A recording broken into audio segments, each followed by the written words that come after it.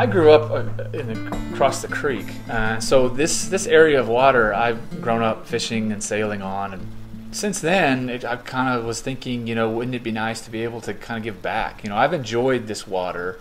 I love this water. That's why I'm here.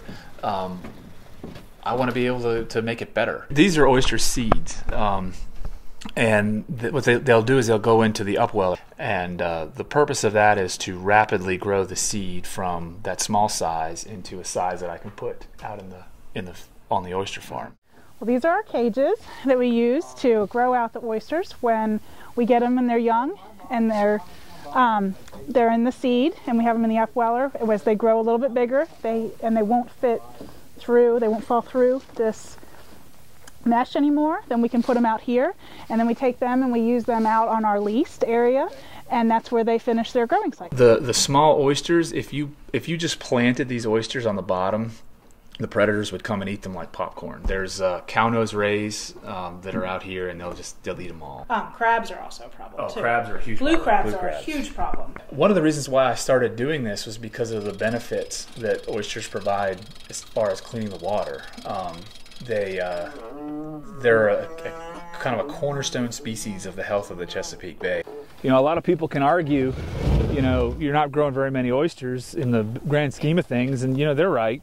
It's not, but every oyster counts. I think every little thing we do that pushes us in the positive direction helps. Every one of them filters. VIMS has said 50 gallons of water a day.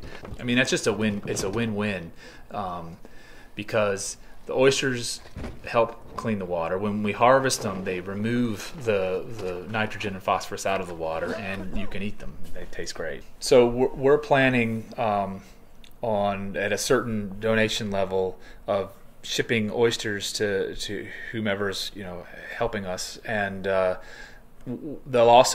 working with the YEHA to develop a certificate to document the offset credit for the removal of the excess nutrients of nitrogen and phosphorus that the oysters are taking out of the water. When I started this whole activity, I read the law and I read what was allowed, and it says very clearly I'm allowed to do this. And it was very politically charged. It's still politically charged. The circuit court judges said, yeah, Anthony, you're right. You keep going. And the county government says, oh, no, wait a minute. We think the judge is wrong. We're taking this to the Supreme Court. We spent $15,000 to $20,000 to win for them to tell us, oh, no, we'd still like you to take you to the Supreme Court.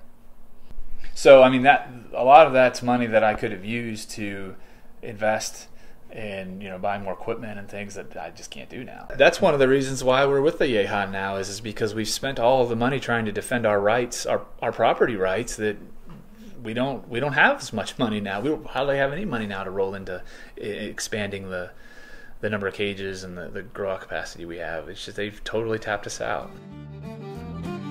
And I would like to become one of the local grown food sources in this area.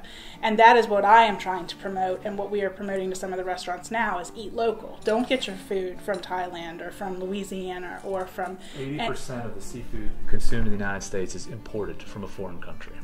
We bring it from our farm, usually, the day before or the day of, to the restaurant. So they are serving fresh, local seafood. It doesn't have to go on a truck and be shipped across the country. It doesn't have to get on an airplane.